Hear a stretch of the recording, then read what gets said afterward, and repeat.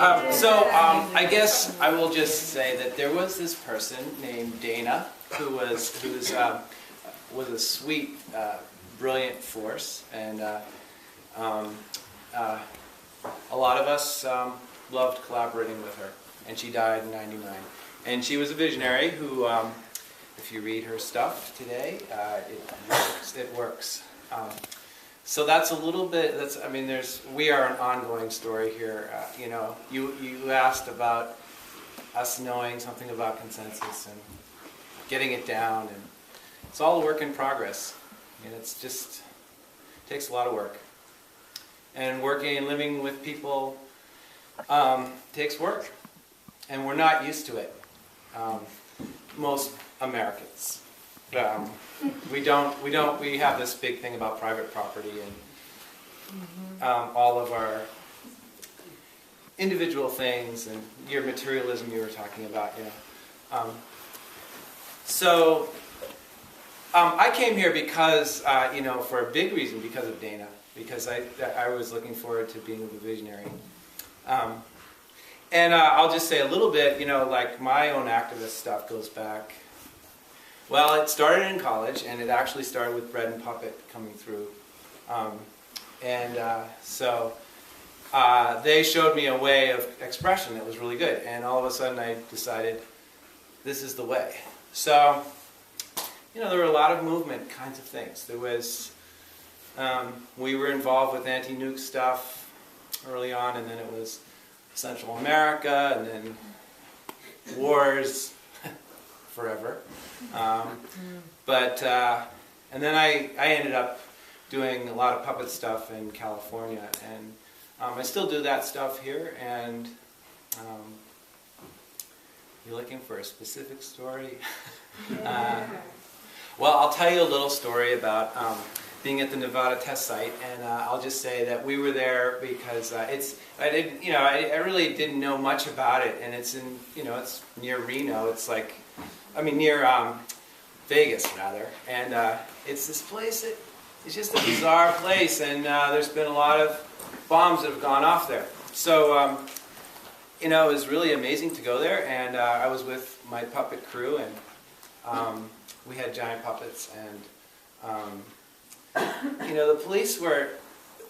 It was a private security force that protects that area, and they were their company is called the Whackin' Nuts. And, it's a weird name. I don't really understand why they have that name, but they were scared of our puppets, and you talked about the giant beaver, and so they had to arrest our puppets, and it's kind of strange. Well, I was saying tonight earlier that our puppets I didn't feel were as valuable perhaps as like your guitar that got taken and the instruments that they destroyed, and there was definitely a monetary value for those things, but our puppets did have spirit, and so they're just paper and wood, but they had a lot of spirit, and and it's amazing actually that the police felt that they had to arrest them. So that's my little story. What were the puppets of? Well, we had simple puppets, like we had a puppet called Rage. We had some emotional puppets. They weren't too bad. We had a businessman puppet that had a big ear turned toward corporations and a little ear turned toward the people. Simple ideas,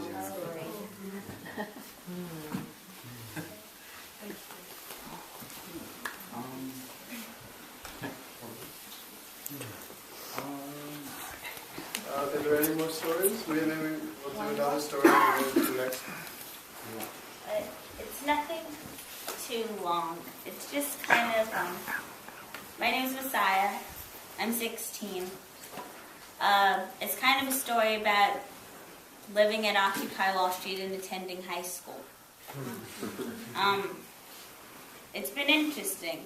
I've met some of the best people in my life, that's for sure.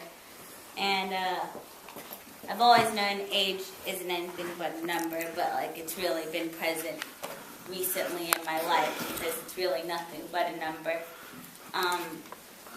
I've shared some magical times with all these people and with you guys currently. Like, I hope that all of you feel just as involved as I do because you are that involved. Like, people continue to ask me what they can do, what they can do. Do what you're doing because it's making me feel awesome. It's making us feel awesome.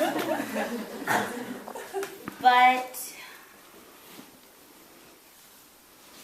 I had a lot of stuff taken from me at the raid.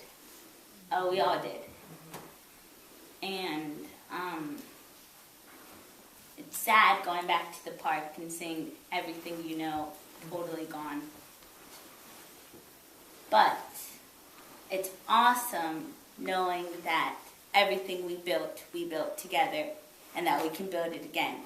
And so I encourage all of you to come and build it with us. And that's what I'm going to end this on. Oh, that's great. Cool. So if nobody has any more stories, we think that would be a great time to pass out that song sheet and let's sing that together.